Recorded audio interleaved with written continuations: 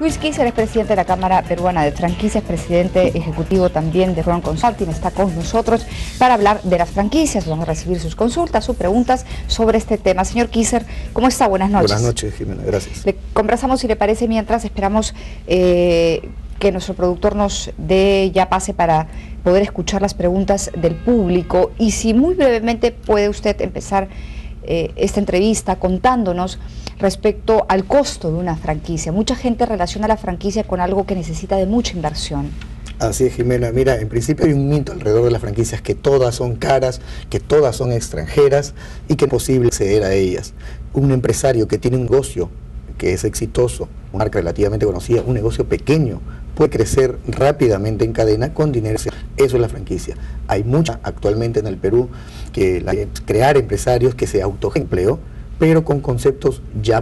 Entonces las franquicias no tienen que realmente las grandes marcas extranjeras o algunas áreas nacionales, sino micronegocios o microfranquicias. Si tomamos un ejemplo de un negocio pequeño, un negocio que pudiera estar en alguna parte de Lima, en el norte, por ejemplo, o que pudiera estar en alguna provincia, un pequeño negocio de barrio tal vez exitoso que pudiera convertirse en una franquicia. ¿Qué tendría que ser esa persona? ¿Qué ejemplo de negocio nos podría poner? Mira, lo que he visto en Latinoamérica hay toda una tendencia de dignificar esa oferta tradicional de servicios y productos tradicionales.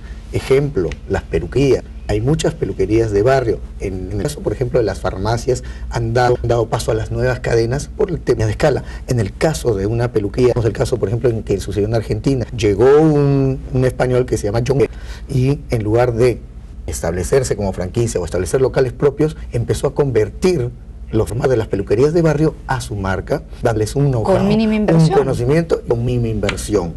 Entonces, tiene que ver el empresario peruano de servicios tradicionales, es poder dar su producto con una marca común, con un estándar y con una calidad común para poder crecer en cadena. ¿Le parece si hablamos de otros ejemplos luego de recibir a Victoria, que está en la Victoria de Barranco, está con nosotros? Victoria, buenas noches. Buenas noches, ¿qué tal? Disculpe que le interrumpa. No, al contrario, cuéntanos, ¿cuál es tu duda? Bueno, en este momento, mira, yo tengo un...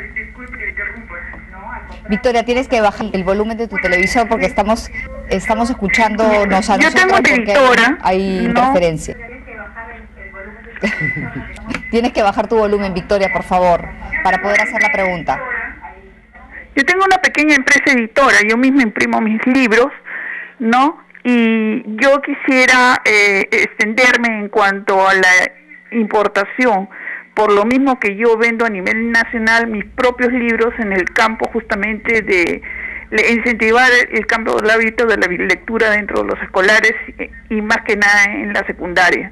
Entonces mi propósito es llevar los libros justamente a la comunidad andina, como es Bolivia, con su mínimo de estándar de educación, es Ecuador, es Colombia, ¿no? Y también Chile, que ya en alguna oportunidad con mis credenciales lo he podido llevar. Pero como es tan cara los fletes y llevar los libros, quisiera contactarme con las personas para que a través de sus librerías y pequeños negocios comercialicen mis propios libros, y ya sería una importación directa a una persona directa, y no yo estar gastando en un flete, en un gasto administrativo y un costo para mi libro que en todo caso ya no tendría menor costo al hacerlo. Perfecto, Victoria, muchísimas gracias por tu consulta. Luis Kisser, que es presidente de la Cámara Peruana de Franquicias, la va a contestar. Buenas noches, gracias por llamarnos. Bueno, interesante la pregunta, porque lo que ella está buscando en realidad es un esquema distributivo, un esquema de distribución. Lo que yo veo ahí que de repente puede convenirle a ella canalizar esto con un representante. Cuando uno franquicia, y mucha gente se confunde en lo que es la licencia con una franquicia. En la licencia estamos dándole una exclusividad territorial, digamos, a un representante de un país, le estamos exigiendo compras mínimas por año, digamos, de la mercadería, pero le damos la libertad de que venda como quiera. En la franquicia hay un valor mayor agregado, le estaríamos dando la forma histórica con la que yo vendo, digamos, en el Perú, con un esquema determinado, la forma de distribución, la forma de cobrar, la forma de atender el público. ¿Qué podría ser? Más, ella puede clonar. Hay gente que hace eso, clonar la producción y generar un esquema distributivo. Es decir, se puede hacer la fabricación de los libros allá sin necesidad de exportarlos, por el tema de costos, sin necesidad de exportarlos, que se fabriquen los libros allá y crear un esquema distributivo. Habría que analizar el caso concreto y ver la parte económica para ver si conviene un esquema de representación o un esquema de franquicia. Generalmente hay un mito también, la gente cree que hay que franquiciar el tal o cual producto, y no es así. Lo que se franquicia es un concepto. Si ella me hubiera dicho, yo fabrico libros y tengo una librería con una marca y un concepto alrededor, es muy fácil, eso sí, de exportarlo como franquicia. Pero si ella tiene un producto, pueden haber infinidad de canales de distribución. Claro, esa misma librería que imprime sus propios libros podría estar en Ecuador, en Bolivia, exacto, vendiéndole a los que ya le compran hoy. Repitiendo pero a través, el esquema distributivo de acá. Exactamente, a través de, eso sí, una franquicia, porque así se repite la idea de lo que ella hace aquí. Sí. Pero en todo caso, usted dice que hay que analizar el caso para ver si le conviene eso o si le conviene una representación así en el país. Exacto. ¿Puede darnos la página web de la Cámara? Así es. O en todo caso de Frank Consulting, de cualquiera de los dos, para que ahí se pueda entrar a la página web y hacer la consulta más detallada, tal vez. Sí, en la página web de la Cámara, que es www.cpfranquicias.com. CP, Cámara Peruana. Así es, cpfranquicias.com. Perfecto, cpfranquicias.com, www.cpfranquicias.com.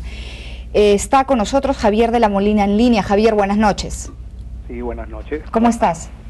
Bien, la consulta es, y el comentario es si existe un mecanismo de protección, un mecanismo de fiscalización.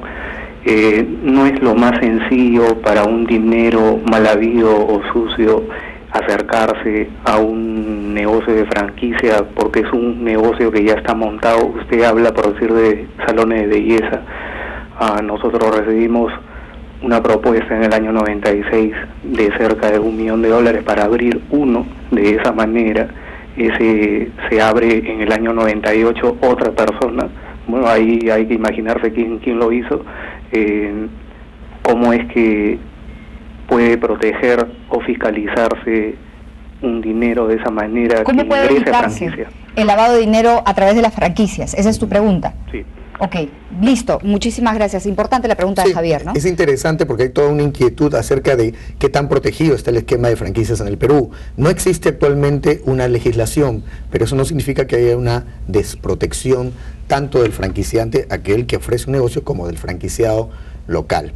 En el caso sobre todo de importación de franquicias, lo que hacemos nosotros en la Cámara es verificar en el país de origen de la franquicia, ver primero si está asociada a la Cámara o a la Asociación de Franquicias del país respectivo, quien nos puede dar las mejores referencias, ver qué número de franquiciados tiene y consultar directamente cómo les va a cada uno de ellos en el país.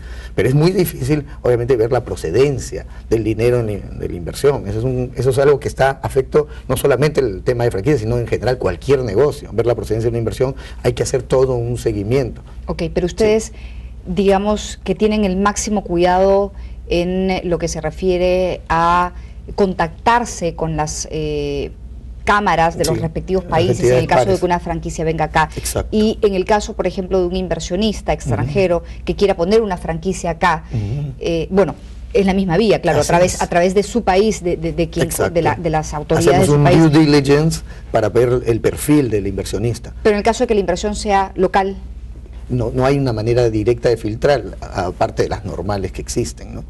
Sí, pero hay que siempre tener mucho cuidado con de dónde viene la inversión, de dónde viene el dinero. Pero eso en realidad podría afectar necesariamente la marca a largo plazo. Cuando una inversión se descubre que los fondos han sido financiados de fuera, puede afectar directamente a la marca. Entonces lo que hay que cuidar también es el prestigio de la marca. Perfecto. Está en línea Carlos de San Isidro. Carlos, buenas noches. ¿Todavía me dicen que no está en línea? Ok, vamos a esperar un segundo. De todas formas, la SBS tiene una unidad de inteligencia, ¿no es cierto? Que su trabajo es investigar, fiscalizar y verificar que no se dé dinero mal habido, que no se invierta el dinero mal habido, que no se haga lavado de dinero en el país. Claro, la labor es titánica. Y no es un secreto que mucho del dinero de nuestra economía lamentablemente proviene de fuentes ilegales, ¿no? Pero fortalecer, más allá del tema de franquicia, fortalecer a las autoridades en este sentido es lo que le compete a las autoridades, ¿no? Me iba a poner usted un ejemplo más.